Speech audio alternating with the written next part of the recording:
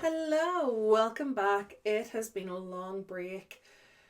There's just been so much going on. I have been decorating, and this room has been an absolute dumping ground. As you can see, things have changed in this room, but this isn't the finished product. There is still more changes to come. The stuff behind me will not be staying. Anyway, I am not going to ramble because I'm so excited to read part 9 of The Neighbours Are Weird. So if you remember, episode 8, we found out Marina's backstory and how she met Greg and all of that. So now we're going to get back into what happened when she went back to the house. Her hand fell from my head, leaving a lingering burn where her fingers had been. I gasped for air, struggling to reconcile the storm of images crashing through my mind. The fire, the screams, the chaos, her life for the past few years, the confusion, the despair and the betrayal that she felt. They were seared into me now, as if I'd lived them myself. Marina's eyes softened, her voice carrying an unfamiliar tenderness as she spoke. I've never felt the way I do when I'm around you, she said. Greg manipulated me, he tortured me, he made me into something I'm not. I opened my mouth to respond, but her words tumbled forth urgent and raw.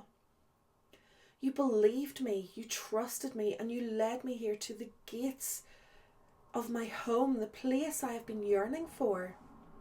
Her gaze flicked towards the floor as if the foundation itself might crumble and reveal the truth beneath.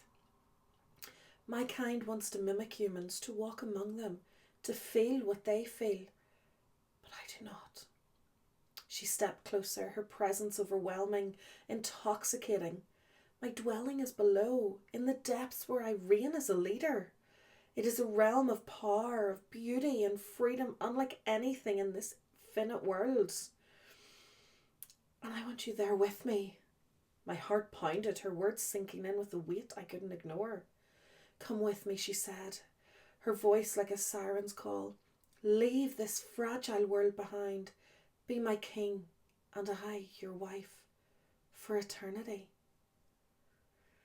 I stared at her. I crumbled under the gravity of her offer. It was madness. A world I couldn't begin to fathom, yet I couldn't deny the pull.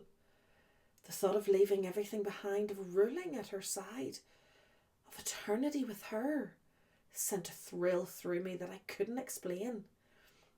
Eternity? I managed to whisper. Yes, she said, her hand reaching out again, though this time it rested gently on my chest, her touch a mix of warmth and frost. You've seen what I am, what my world is. It's not a place for the faint-hearted, but for you it could be paradise. The room seemed to tremble, the walls vibrating faintly, as though her words were bending reality itself. I could feel the choice pressing against me, the weight of 1,000 lifetimes waiting for my answer. Still, I couldn't look away from her. Her hand reached out to me and I grabbed it. I felt like I was floating, muscles and bones filled with air like a fleshy balloon. I followed her like a dog on a leash. Chains never felt so much like freedom. We made a descent down a staircase, and as soon as my feet hit the last stair, a wave of heat hit my face. A heat that was warm and welcoming, fresh and sweet like cookies just pulled out of an oven. I saw the brightest, warmest light, a light so bright I thought I was standing at the foot of the sun. It called me, and I answered happily. I practically skipped into it. I looked back as I was about to be engulfed by light and saw Marina standing there with a smile that was no longer too perfect, but just right. She followed behind me, and what I walked into was paradise. Black rock, soft and glistening, was the land my feet stood on. Beautiful pools of red and glowing embers filled my vision. I saw people, or things that looked like people, dancing in the most extravagant black dresses and suits. Their skin glistened like stars in the sky.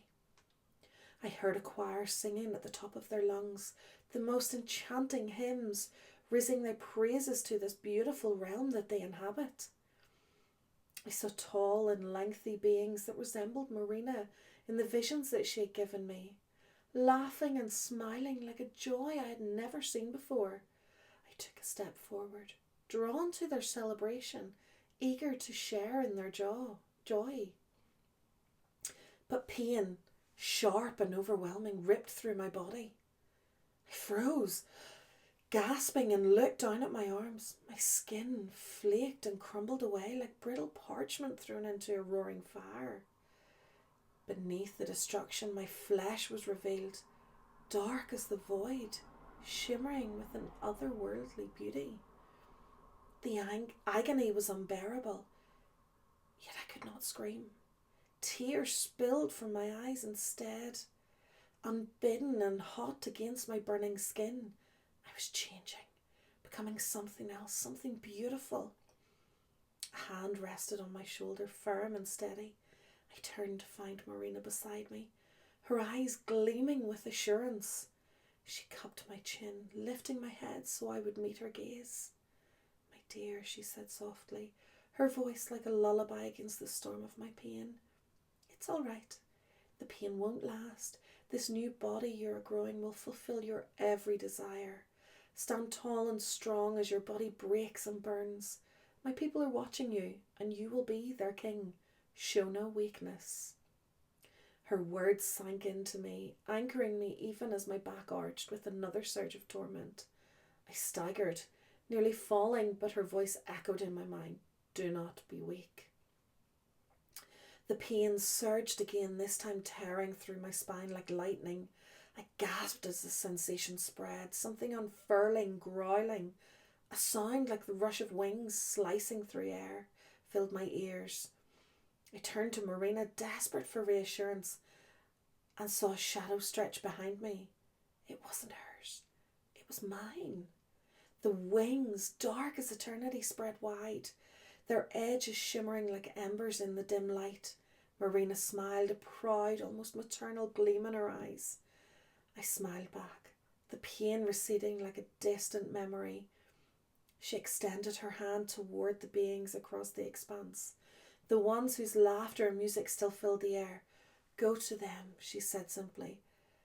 Without hesitation, I stepped forward, my step sure and purposeful now. My new wings flexed, and I felt an unfamiliar strength coursing through me. As I approached, the beings turned to greet me, their faces alight with joy. They welcomed me as one of their own, their radiant king. This was my home now, my family in paradise. Oh my days. Wow. I did not see that coming. Oh my goodness.